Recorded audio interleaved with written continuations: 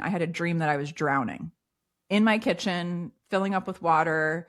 I'm about to get pulled under when all of a sudden this door appears and I open the door and all the water rushes out of the room and I'm left standing in my kitchen, soaking wet, wondering what was that?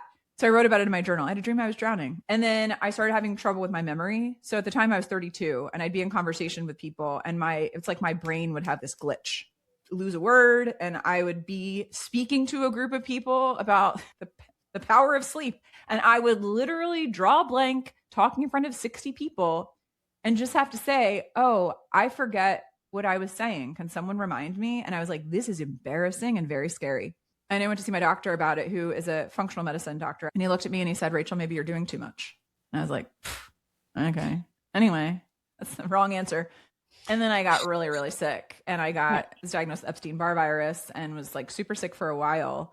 And that was like the beginning of the end. It was like that bottoming out experience I had of having my health. I lost my voice for a period of time. I'd never been sicker, but I was eating all the kale and doing all the things. And when you lose your voice, that is the message. The moments in my own career where I lost my voice for 6, 8, 12 days, I was like, oh, really? Again? To do more work? Okay.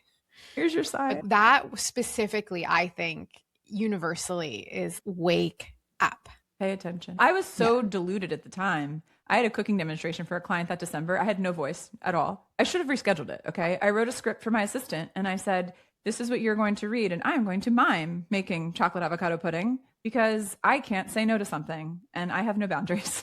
Yeah. I went to do a talk in New York, which for, Canadian to get a talk in New York is a big deal. Yeah. And it was like a shared event with all these big, important people. And I'd lost my voice. And I have my mom and I can't speak. And we get out of this giant chauffeured extended SUV and I have my mom speaking for me and me just like writing things on a notepad. What are we doing? Like, how obnoxious does it get? It didn't occur to me to cancel. Like, obviously not. And my voice came back just in time for my speech, but every so often it would sort of bark. It would like it would just bark. But, the things we look back on. Yeah. Yeah. But it was a shift for me because that was the catalyst that made me realize, what the heck are you doing?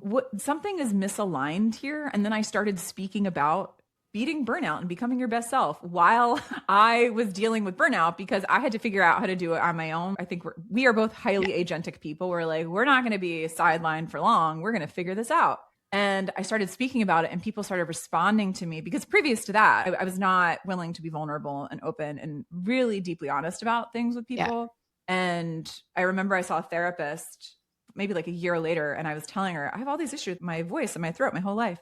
And she said, there's this belief that there's certain emotions are stored in certain parts of the body and the throat is where we store sadness, at which point done, because that was one of the emotions I was just not allowed to have for most of my life.